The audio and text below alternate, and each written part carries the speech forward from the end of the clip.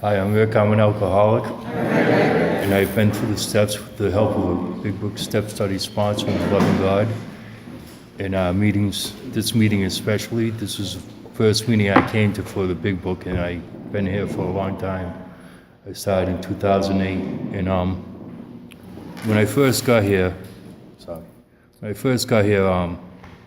I was a mess. I was like 3.5 years sober. I was going to 2 meetings a day, and my life was just falling apart. And it was like, even though I was going to meetings, I wasn't picking up a drink, thank God. He was helping me with that. I was praying to him every day.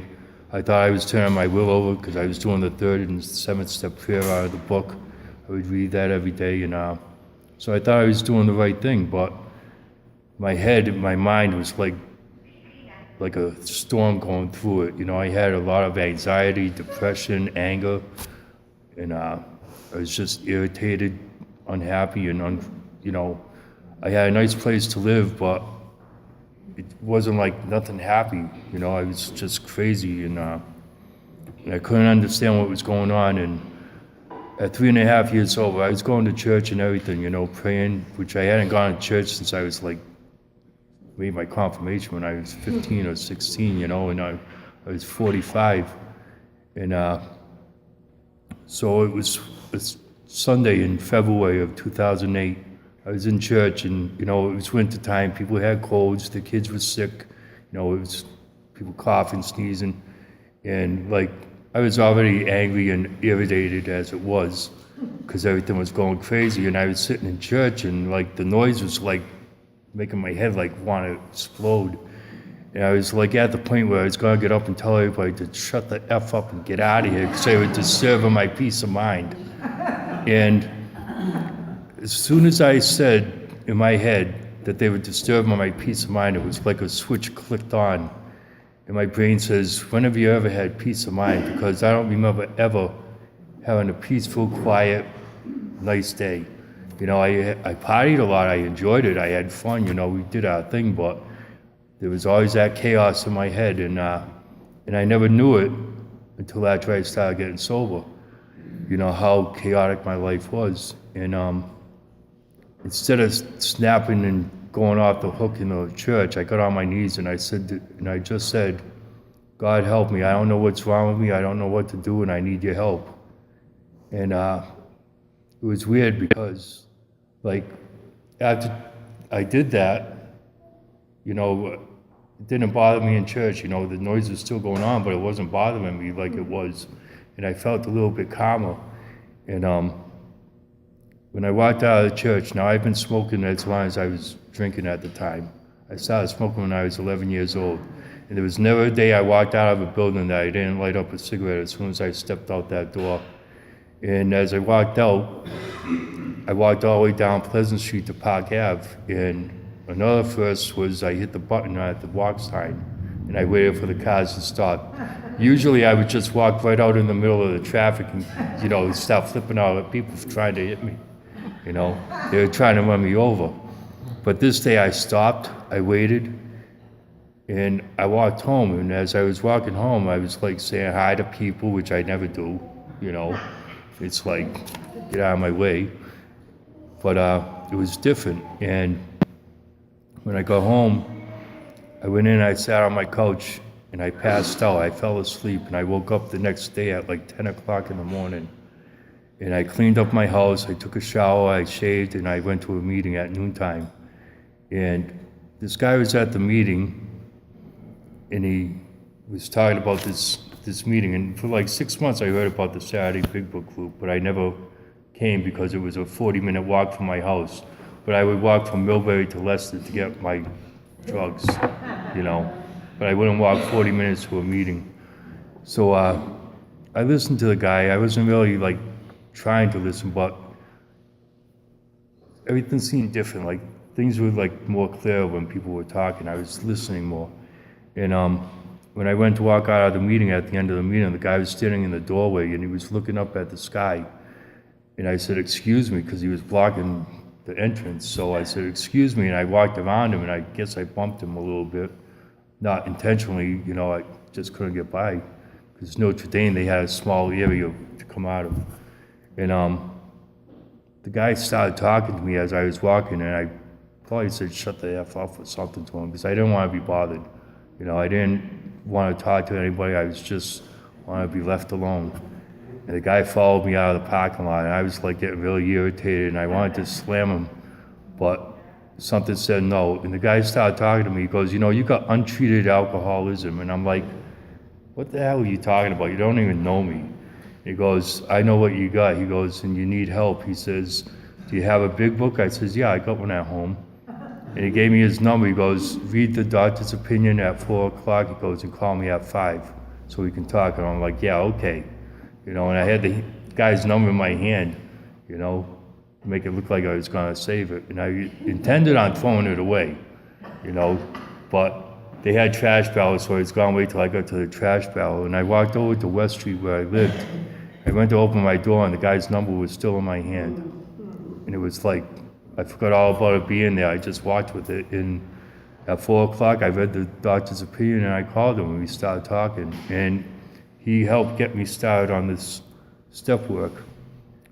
And I was telling him about what happened, and he told me that sometimes steps 1 and 2 come together, because even though I believed in God, and even though I could say I was an alcoholic, I never fully accepted that I was an alcoholic in my heart.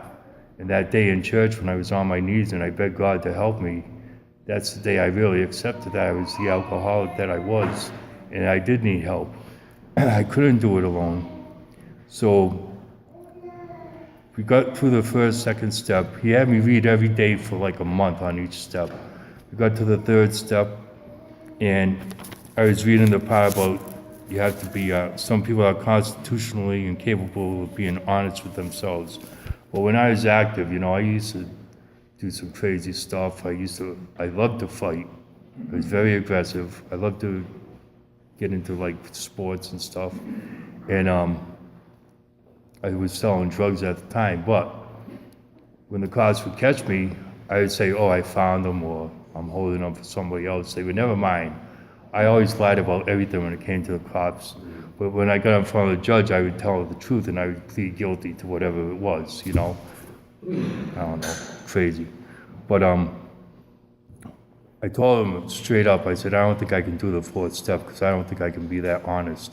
He goes, "When you're ready, when you're ready to start your fourth step," he goes, "we'll talk about it." So I kept reading the third step, and one morning I had this really strong urge. I wanted to do a formal third step with the guy, you know. And for me to get down on my knees with another guy and hold his hand and say a prayer, that was like, no way, you know. I never held the guy's hand. I didn't even like shaking people's hands, let alone holding somebody's hand and pray. So I had this really strong urge on a Friday to do this third step. And I called him Friday like 5 times, Saturday 5 times, and finally Sunday afternoon he called me. He goes, "I've been working a lot of double shifts." He goes, "That's why I wasn't able to call you back." He says, "What's going on?" I says, "I want to do the third step with you." He goes, "All right, go get a notebook and a pen." He goes, "And I'll meet you tomorrow at 4 o'clock. So that Monday he came over.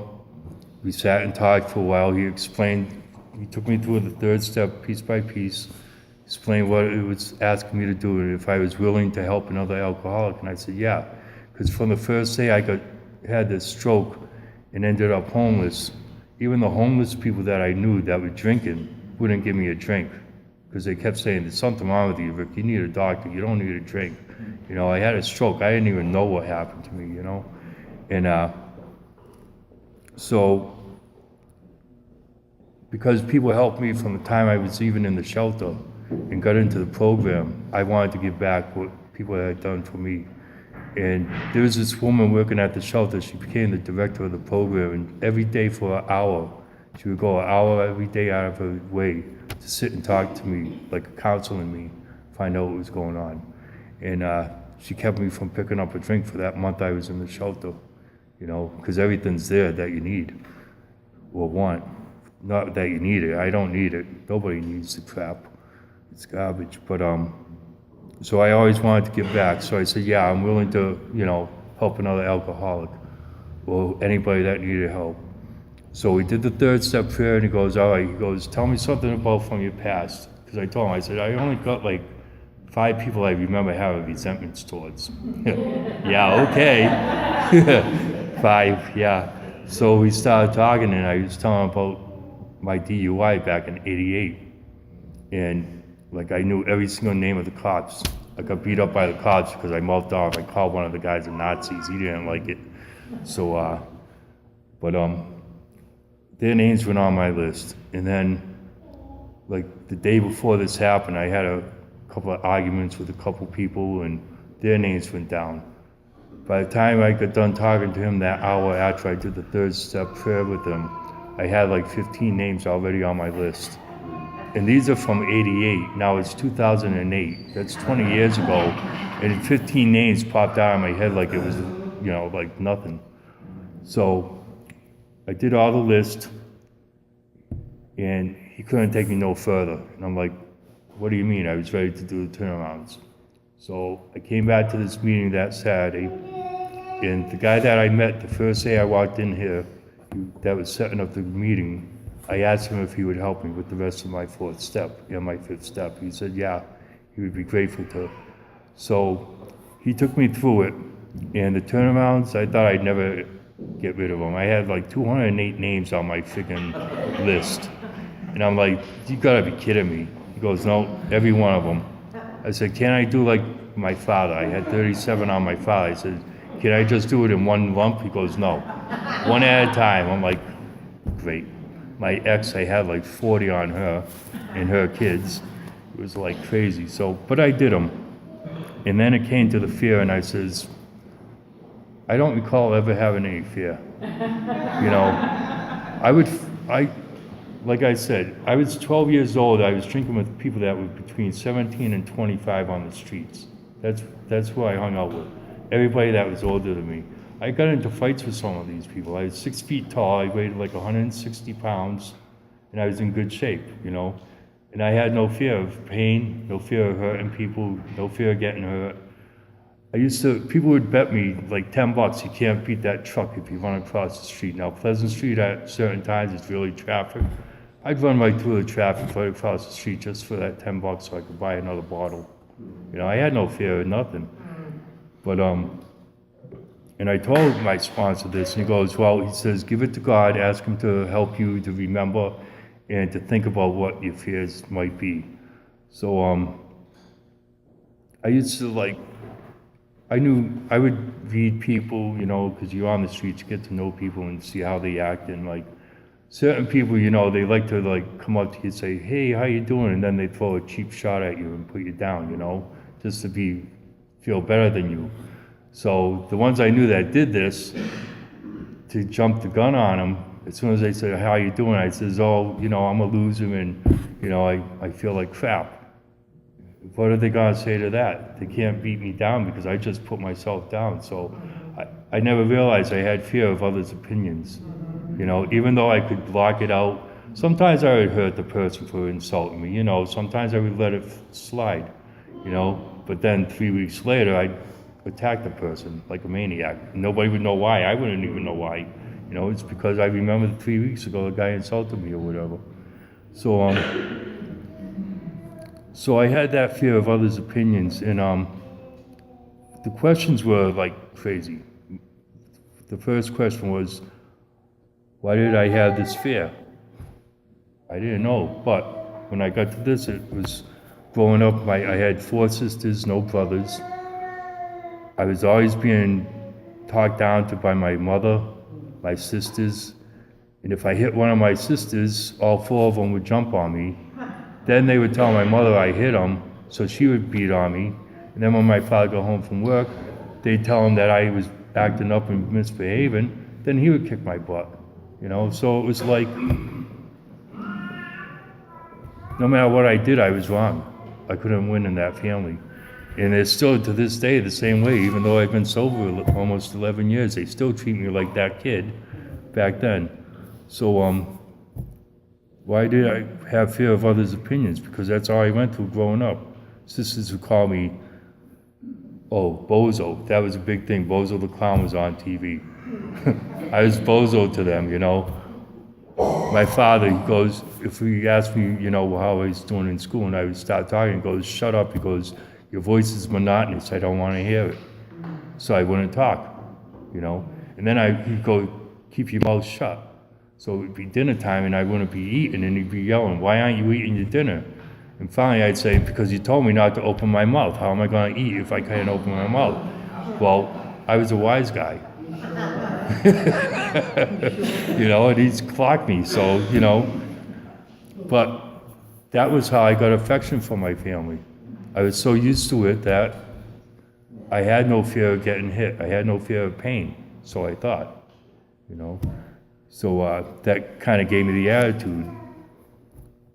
Then another one, when did I first notice this fear in my life?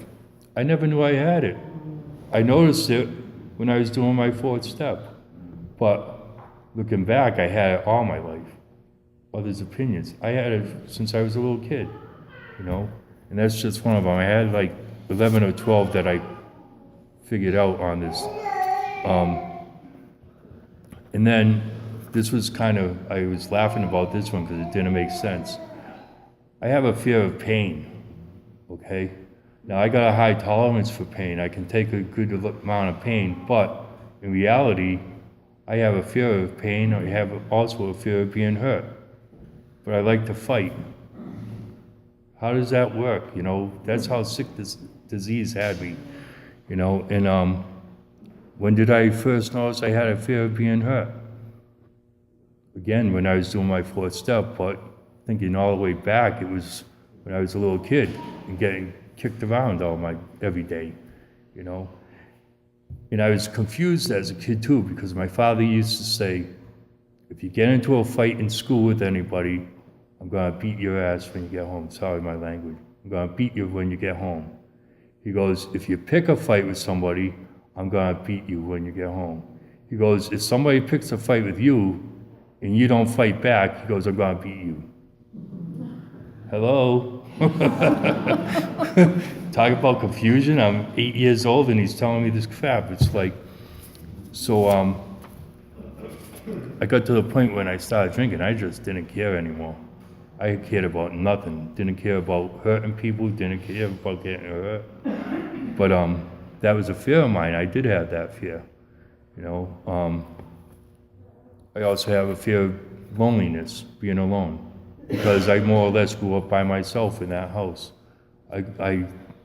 My friends, the ones I had, I couldn't go to their house because my father and mother didn't want me going there and telling family secrets, So I had to stay home a lot. I could go outside and play with them, but as far as like socializing, I had no social, my social life was on the street when I ran out. So the fears were like just crazy.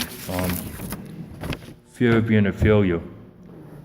Because when I was growing up, doing my homework in school, I would do all my homework, after supper. And then my father would look at it. And if I got like one or two things wrong, he'd tear it up and make me do it again. Or he'd wait until like it was time for me to go to bed, he'd tear up the homework, and then the next day I had no homework, so I failed. So I had that feeling of, being a failure all my life. Nothing was ever good enough. I had a good job. I was making like $450 a week in '79 doing maintenance. It wasn't good enough for them. Oh, you're gonna give up that job like you do everything else. You're gonna quit or, And then, like I'd have a day off from that job or vacation time, and my father says, "Oh no, don't take your vacations." He goes, "Let them pay you for the, work through them." He goes, "Otherwise they'll fire you." How can they fire me for a vacation day, Or I'd have they'd want me to work on a holiday, and my father would say, "Call in and tell them you're not working the holiday." So, I'm 17 years old. I don't know any better, so I'm going to take the day off. I'm not coming in on the holiday. I lose the job. They were in their glory. I'm unemployed. I'm a loser. I did what they wanted. I failed at that job, And these are the way they wanted me to live. it's the way they program my brain to be. Another thing, not having control of the situation. I thought when I was in a situation like, I never even thought I having control of the situation because I worked through them one way or another, but I couldn't control the outcome. You know, I couldn't stop somebody, I couldn't make somebody like me that didn't like me. You know, I couldn't understand why the people didn't like me, so I tried hard, like in school. There's a group of kids, I'm in the 8th grade, and I was a partier and they all partied up on the field up in Forest Grove. So I wanted to be a part of it, but they were from Greendale and I was from the west side of Worcester. So they didn't like me because I was from the wrong neighborhood. So I would go there anyways, just to be a part of their group. And there was this one kid, Eugene, I'll never forget him. He's a good friend of mine now, but the kid was like 4 feet tall, 4 or 5 maybe. And here I am, 6 feet tall, and he had a beautiful girlfriend. And I used to always give him crap, and his friends would all be laughing at me, you know, because I'd be insulting the kid or whatever. And I was trying to get these kids to accept me into their club. And finally, Eugene got up and he goes, you know what, Rick? He goes, all right. He says, you think you're all big and bad. He goes, you want to go at it? I'm like, yeah, let's go. Kid knew karate. That kid wheeled me in front of all these kids.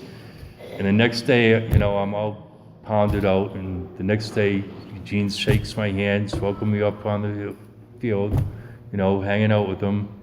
Everything was cool. And I asked his friends, I said, why don't you tell me, you know, about this? They're like, how do you think we learned? You know? And it was like, here I am, calling this kid a little, I said, he's a midget, he's a runt, he's this, that, you know, I was a wise ass. Yeah, not after that day. You know, I learned my lesson. I didn't have control of that situation.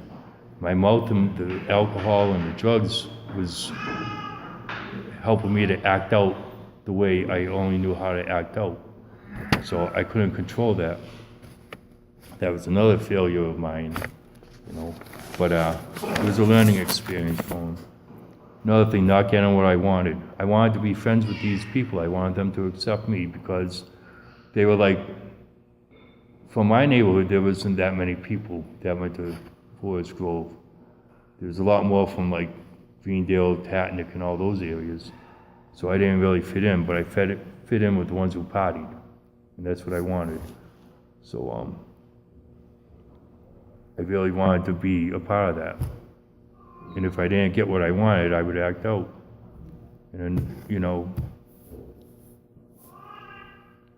it was just like different things I've done.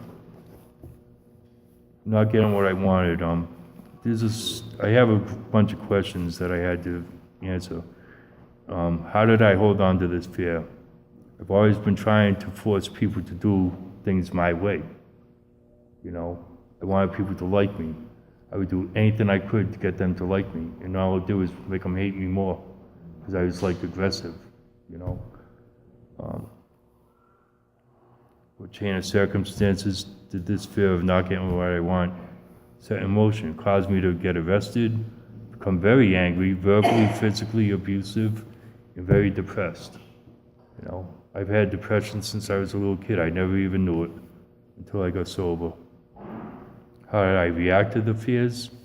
At times I'd be depressed, drink out of control, or be angry and out of control, argue and hurtful, and if the person retaliated, I'd be even worse than I was, you know.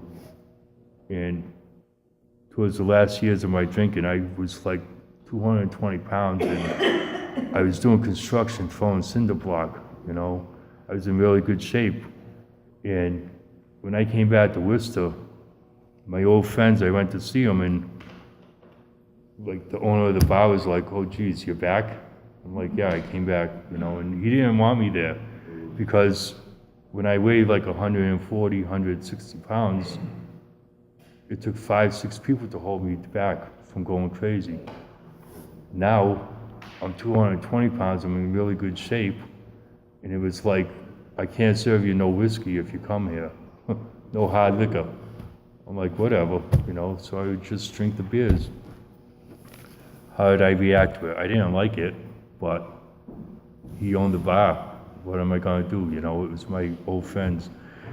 I see now he was trying to help me out because, if I was doing my old crap drinking and what I was doing before, I'd be in jail or dead, one or the other,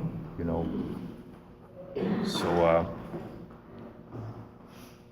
I didn't get what I wanted from going back to that bar because my friends didn't want me around. They weren't really my real friends, only the owner was.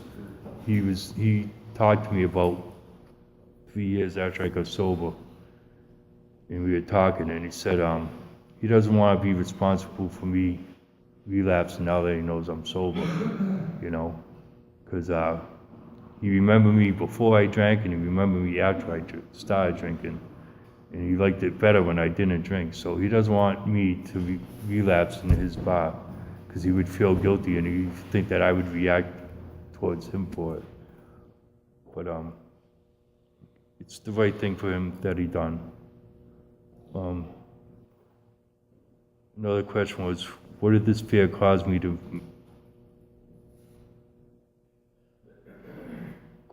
make? It caused me to make bad decisions, sell myself short, settle for less, and not live up to my potential. I was a good worker. Even though I was drinking, I was a good worker. If I wasn't drinking, I would have been really good. I could have done twice the work I did, but this disease had me.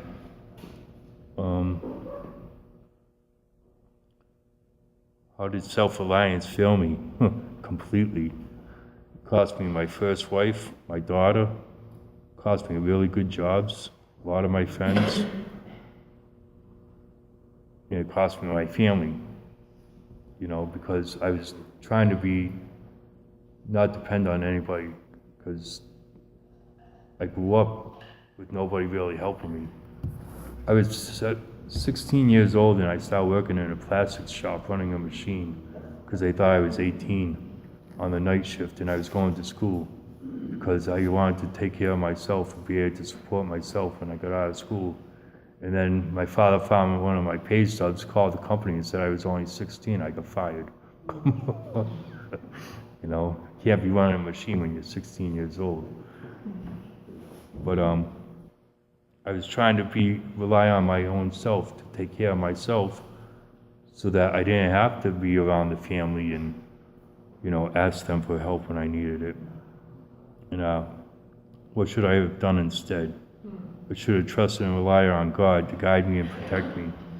But when I was 8 years old, and this is why a lot of this stuff with me not going to God or praying and going to church was, like I said, my family was very aggressive, very abusive to me. And this one day my father came home, and I don't know what they said I did, but he beat me bad.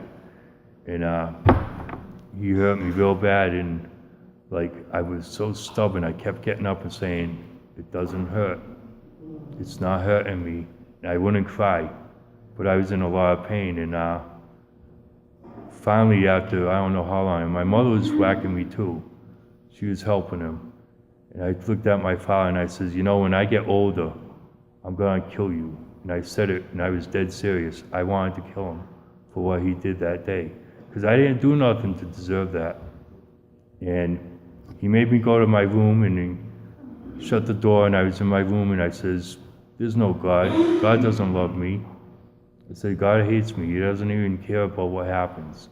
And that's when I stopped praying. That's when I stopped believing. Even though I made my confirmation, I was drunk and high every time I went into church. I was. It was like I had no idea what catechism was about. To this day, I cannot tell you what they were talking about, because all I could think about was, I got some beers on the hill. I was at Blessed Sacrament, Newton Hills right there. You know, I used to hide my stuff there. And I never knew how afraid I was and how much fear was running my life until I started doing this. And it's weird, I got, like I said, I have like 11 different fears that I had to do. Abandonment, not being loved. I can't love myself. How am I gonna love somebody else or have them love me? My girlfriend says, you got a good heart. I'm like, no, I don't, but I do, because I would help anybody if I could, you know, if they needed it. And she goes, you can't admit that you really do have a heart, you know. Well, for 53 years, I didn't have a heart, so it's kind of hard to say I have one, you know. I have fear of failure, I have fear of success, you know. And I answered every one of these questions. There's 9 questions on each fear. And as time went on, I hear people at meetings talking about, you know, their past, and sometimes they'll bring up like another fear, one that I never even thought of, but I can relate to that fear and identify with it because I do have that. And I talk with people about it after the meetings, you know, that I felt that way before. I said, should I write it out? They're like, well, talking about it will help. So I would go to my counselor. I still see a counselor, an alcohol and drug counselor. And I talked to him about it. And, you know, we worked through it. And it helps. And if you told me when I was drinking that I was afraid or had fear, just to prove you wrong, I would do something psychotic, you know. I would kill a bar bottle full of whiskey just to prove that I wasn't afraid of what would happen to me if I did it, you know. I would fight with anybody, no matter how many people, just to prove that I wasn't afraid of these people, you know. I would tell the cops, I'd fight with cops if I had to, you know. I had no fear. I wasn't afraid of anybody, anything. But the reality was, everything I did was fear. Fear was running my life. And through this process, you know, I'm grateful that I did this. I'm grateful that my sponsor had me do this and didn't give up on me, because when it got to the fear part, he explained each of the questions before I started writing them. And by the time I go home, I forgot everything he told me, you know. And here I am for 6 months telling him, no, I'm stuck, I can't write. But I never told him the reason I can't write was because I forgot what he told me how to do it, to start it. So for 6 months I'm sitting there in crap, with my stressing out and getting out, depressed and angry at myself. And all I had to do was call him and say, to be honest with you, I forgot what you told me to do and how to start it. Can you tell me again? And it took me like a week to finish my fear and a week to finish my sex inventory, you know? And it was like, I wasted 6 months. I could have had this done, but there was a reason for it. God had a reason for doing this to take as long as it did for me to do my step work. And as I was writing and doing this, it was like the weight was being lifted off of me as I was writing this and talking to my sponsor about what I was writing and going over it with him. And I said it before, there was so much writing and so much information that came out of me, my brain had to catch up to the emptiness that was in there. You know, it was like that was coming out and God was filling it up with the stuff that he needed to put in there. And that's probably why, when it came to the fears, it took me so long to start them. Because